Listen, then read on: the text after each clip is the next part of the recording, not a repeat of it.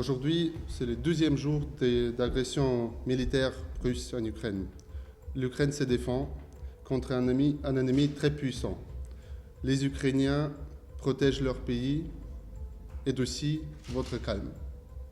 Je suis ici aujourd'hui pour expliquer ce qui se passe actuellement dans mon pays natal. Je m'adresse maintenant aux citoyens du Grand-Duché de Luxembourg et aussi aux Européens et le monde entier. Poutine a commencé la guerre contre nous et vous aussi. L'ordre qui a été établi en Europe est mis en danger. Vous êtes en danger aussi. Poutine a fait son choix. Les prochains pays attaqués seront les pays de l'Est de l'Europe, membres de l'Union européenne et de l'OTAN.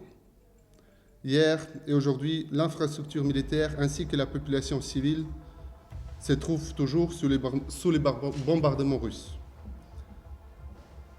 Les enfants sont tués. Aujourd'hui et hier, des écoles, des crèches ont été bombardées dans les villes différentes d'Ukraine. Ceci est une violation des statuts des Roms. Poutine est un criminel qui doit terminer sa vie en prison après les tribunaux des Hague. Les occupants essayent de capturer la capitale, mais les Ukrainiens sont forts. Nous pouvons nous défendre, mais il nous faut votre support. La silence n'est pas une solution. Mais je vous demande de nous soutenir dans nos démarches, de faire pression sur les politiciens qui font une erreur volontaire ou involontaire. Je vous demande de nous soutenir dans les matériels humanitaires aussi. Nous avons 2 initiatives ouvertes à chaque citoyen, entrepreneur et toutes les organisations humanitaires telles que les Croix-Rouges luxembourgeois et les autres. Donc, ce sont les 2 initiatives, c'est l'envoi de l'aide humanitaire, bandages, tourniquets, hémostats et d'autres matériels de première nécessité en Ukraine afin de sauver les vies des Ukrainiens. Et deuxièmement, on a créé aussi un groupe pour les familles d'accueil qui sont prêts à accueillir les réfugiés des guerres ici au Luxembourg. Vous pouvez trouver toutes les informations sur notre site web, ukrainians.lu, ou sur nos pages Facebook. Wir wollen auch bleiben, Bad Mizin. Maintenant, je m'adresse aux politiciens. Les masses sont déjà baissées. Poutine, c'est le nouveau Hitler. Ne faites pas les mêmes erreurs que vos ancêtres. Poutine a sa vision, son Mein Kampf, qui concerne les peuples slaves. Il ne va pas s'arrêter. Je remercie beaucoup pour les sanctions qui sont déjà imposées par les États membres de l'Union européenne et les autres États dans le monde. Merci au Luxembourg. Mais peut-être ces sanctions ne sont pas suffisantes, car la guerre est toujours là. Peut-être il faut avoir peur de perdre l'argent et la stabilité économique, car si vous ne faites pas d'autres efforts, vous allez de toute façon en perdre beaucoup plus, et surtout dans les années à venir. Je vous prie de garder votre tête froide, car si et seulement si nous restons unis, Poutine pourrait être arrêté. Protégez l'Ukraine, protégez-nous et nous allons vous protéger aussi. Nous demandons donc d'impliquer les sanctions suivantes de façon urgente.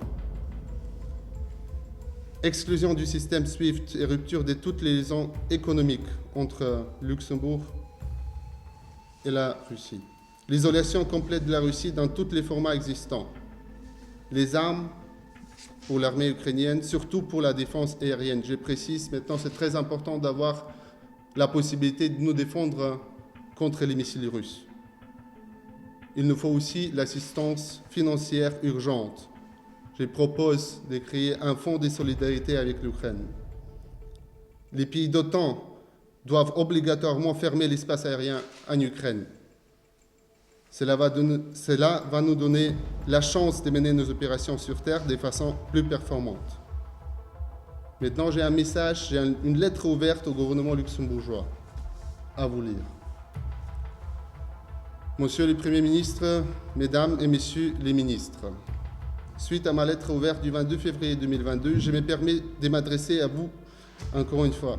Aujourd'hui, déjà hier, jeudi le 24 février 2022, l'Europe vient de vivre une journée dont elle se souviendra longtemps. Les jours où un pays décide d'échanger les frontières et de violer la souveraineté d'un autre pays par une brutale attaque militaire, et tout ça au milieu de l'Europe. Ce matin, le peuple ukrainien s'est réveillé sous les bombardements russes. Aujourd'hui, mon pays de 40 millions d'habitants, 12e pays en Europe selon sa superficie, a été attaqué. Une attaque non motivée et monstrueuse qui transgresse toutes les règles existantes du droit international. L'armée ukrainienne défend actuellement son territoire et protège ainsi le reste de l'Europe d'une invasion russe. Comme le Luxembourg en 1940, l'Ukraine est actuellement attaquée par un voisin mal intentionné et lourdement armé. Comme les Luxembourgeois à l'époque, les Ukrainiens défendent leur autonomie. Mais willen blijven wat we zijn reflète aussi la volonté et les aspirations des Ukrainiens d'aujourd'hui. Je salue les condamnations des actes de violence russes ainsi que le soutien du gouvernement luxembourgeois et des sanctions européens contre la Russie. Néanmoins, en tant qu'Ukrainien d'origine et citoyen luxembourgeois, j'appelle à des sanctions supplémentaires de la part du Grand-Duché de Luxembourg. Au nom de nombreux résidents ukrainiens au Luxembourg, je propose d'expulser tous les diplomates russes se trouvant sur le territoire luxembourgeois, de bloquer les fonds russes se trouvant sur les comptes luxembourgeois, d'arrêter tout échange intragouvernemental avec la Russie, de soutenir l'exclusion des banques russes du système SWIFT. Ceci est très important pour nous aussi. Je me permets en outre de demander de l'aide humanitaire auprès du gouvernement luxembourgeois, à savoir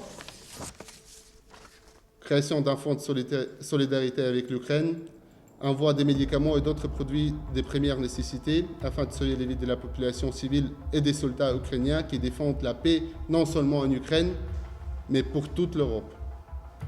Et je demande aussi d'organiser un accueil des réfugiés de la guerre au Luxembourg. En premier lieu, les femmes et les enfants. L'Ukraine ASBL, Association ukrainienne au Luxembourg, a déjà lancé une initiative pour trouver des familles d'accueil à court terme. Nous espérons que le gouvernement soutiendra cette initiative. En vous remerciant, je vous prie d'agréer, Monsieur le Premier ministre, Mesdames et Messieurs les ministres, l'expression de ma très haute considération.